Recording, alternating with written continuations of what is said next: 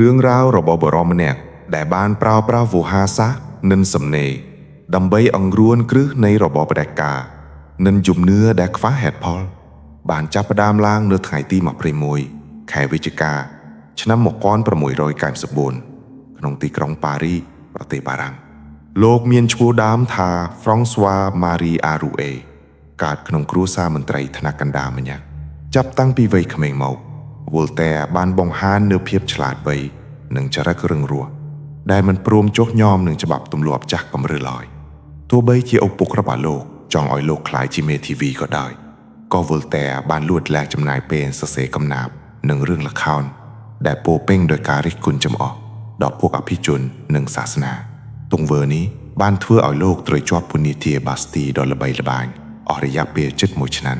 នៅក្នុងពន្ធនាគារនោះហើយដែលលោកបានចាប់ផ្ដើមប្រើប្រាស់រហស្សនាមថា Voltaire និងបានបដិញ្ញាចិត្តថានឹងប្រើប្រាស់ជីវិតដែលនៅសេសសល់ដើម្បីតស៊ូប្រឆាំងនឹងភាពអយុត្តិធម៌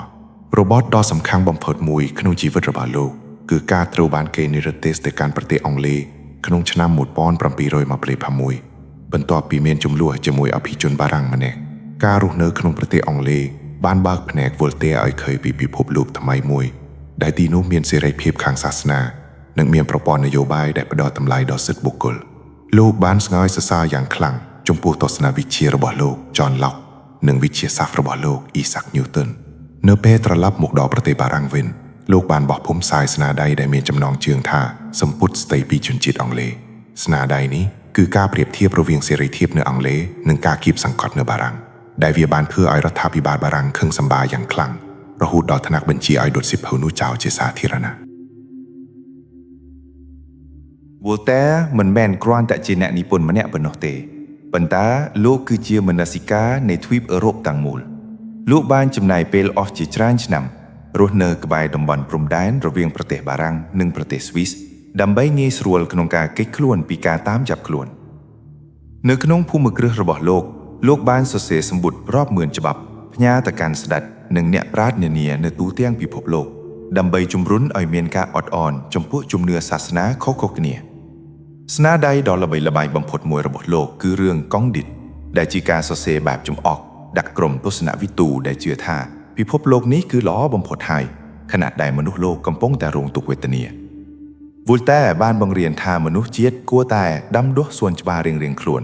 ពោលគឺត្រូវធ្វើការងារជាក់ស្ដែងដើម្បីកែលម្អសង្គមឲ្យប្រសើរឡើងជាជាងការផ្ដេកផ្ដួលជឿទៅលើជោគវាសនាដែលមើលមិនឃើញអ្វីដែលធ្វើឲ្យ Voltaire ក្លាយជាវីរបុរសអមតៈនោះគឺការចូលរួមតស៊ូមតិដើម្បីការពារជនរងគ្រោះនៃភាពអយុត្តិធម៌ជាក់ស្ដែងក្នុងករណីដ៏ល្បីល្បាញរបស់លោក Jean Calas ដែលជាបុរសម្នាក់ត្រូវបានគេធ្វើតារុណកម្មនិងសម្លាប់ដោយអយុត្តិធម៌ដោយសារតែចំនួនសាសនា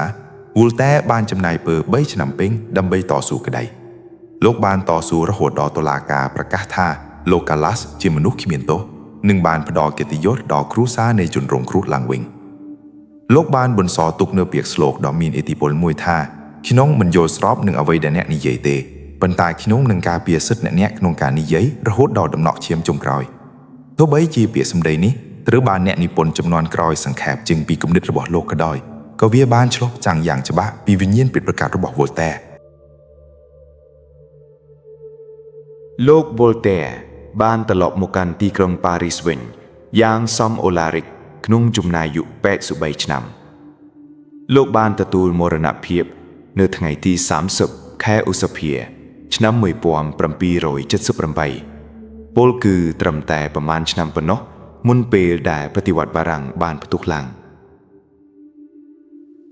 រូបកាយរបស់លោកត្រូវបានគេតម្កល់ទុកនៅក្នុងវិមានផុងតេអ៊ុងក្នុងនាមជាវីរបុរសជាតិដ៏ឆ្នើមម្នាក់ខ្សែជីវិតរបស់លោកគឺជាសក្ខីភាពមួយដែលបង្ហាញឲ្យឃើញថាជុងប៉ាកាគឺពិតជាមានឥទ្ធិពលខ្លាំងក្លាជាងមុខដាវទៅទៀត